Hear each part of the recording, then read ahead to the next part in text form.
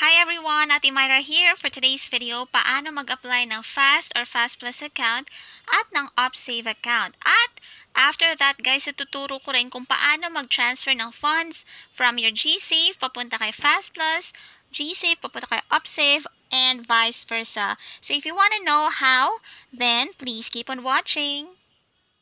Guys, I still have an ongoing giveaway. If hindi ka pa nakapag-join, ano pang hinihintay mo guys? Join na. Ililink ko sa baba yung video ha. Sali ka na and good luck sa'yo. So anyway, proceed na tayo sa video.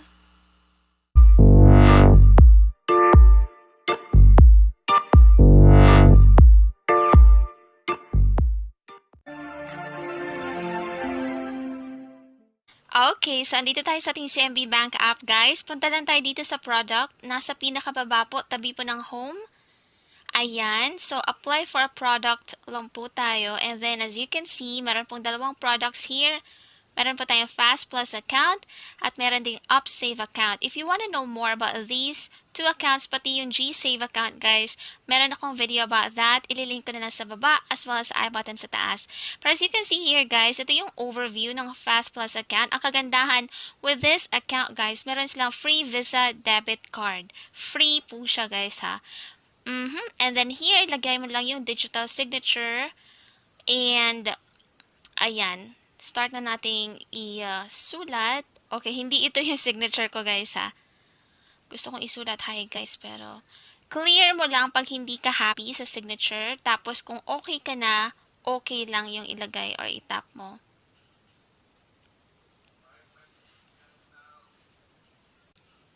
And then after that guys, ini-next mo lang siya sa baba. Mayroon pong button dyan sa baba na sinasabing next. Then, maglo-load lang po siya, guys. Siguro, babasahin niya po yung signature na sinubmit mo. And then, after that, pag okay na, automatically, makaka-receive po kayo ng text message with your Fast Plus account number. Papakita ko na lang dito sa screen kung how it looks like. Pero, that's really important, guys, yung Fast Plus account number. Kasi, that's parang unique in each account, of course, right? Pero, that's the same process po, guys. Pagka nag-apply ka po dun sa isang account, which is the UPSAVE account. Same process, signature lang kailangan as long as nakapag-verify na po kayo ng documents. Yung nakapag-submit na kayo ng ID, meron na rin kayong selfie check. Pag yun na-verify na, guys, then automatically, pwede na kayo makapag-apply sa dalawang accounts. Okay? So, dahil mahal ko kayo, gawin ulit natin yung pag-apply sa UPSAVE account. I know, same process lang, pero I think it will be great kung ipapakita ko rin sa inyo para naman, diba, as a review na rin. Okay, so, let's get started. Apply for a product. At dahil nakapag-apply na tayo kanina, ayan, UPSAVE na lang tsaka personal account yung makikita. Then, as an overview, 2.50% po yung ating per annum na interest rate. Wow! At walang minimum initial deposit, which is really cool, guys. I have read lang, tapos apply now. And then, after that, as always, yung signature pa rin. So, here, just an example, lagay mo dyan. If happy ka na, then okay. Pero if not, clear lang, then try mo ulit. And, okay lang if you're happy na with it. And then, tap next sa below. Magsisend na sila ng text message, guys, with your account number. As you can see, yan yung account number ng inyong UPSAVE account. Iba yung account number ng inyong Fast Plus account. Iba din yung account number ng inyong UPSAVE account, guys, ha? Take note of that. And, yung sinabi dito, guys, get 100 on your first 100 deposit within 3 days of account opening. So, try natin yan, guys, later. Alright, so guys, kakatapos lang natin mag-apply ng Fast Plus account at ng UPSAVE account, right? And as you can see, 0 pa yung balance ng ating Fast Plus and ating UPSAVE account. Pero yung ating GSAVE, meron tayong 200 kasi nakapag-cash in tayo yesterday via 7-Eleven, right?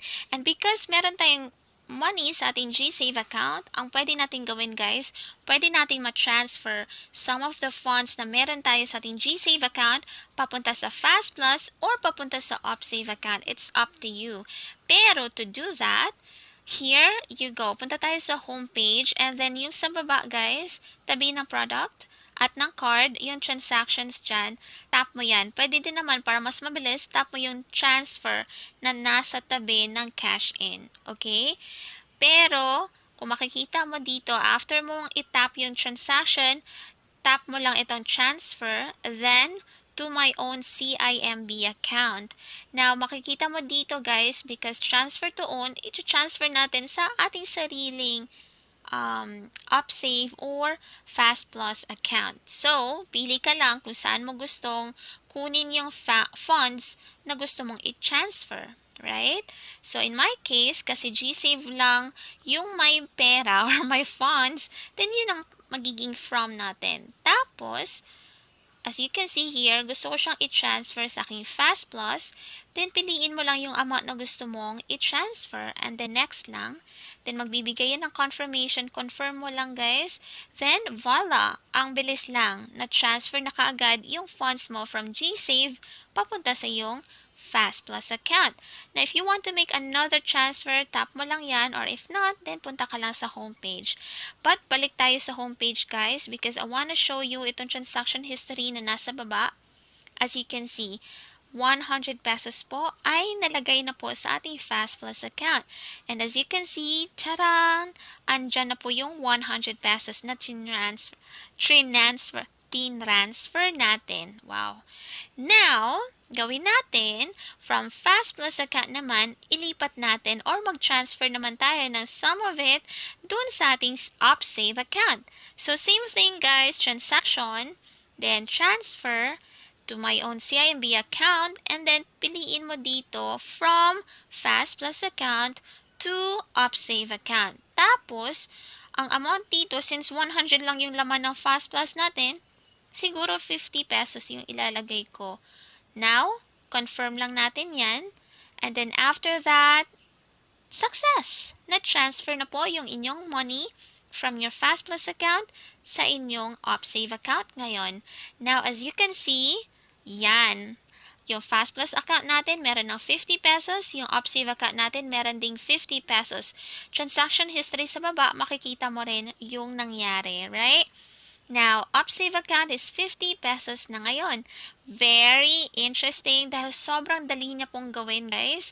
And next time, syempre tuturo ko sa inyo more about CIMB Bank app. And yes, I hope you enjoyed watching this video. Sana may natutunan kayo. If you have any questions, feel free to comment down below, guys. Thank you so much for watching and I will see you. Bye!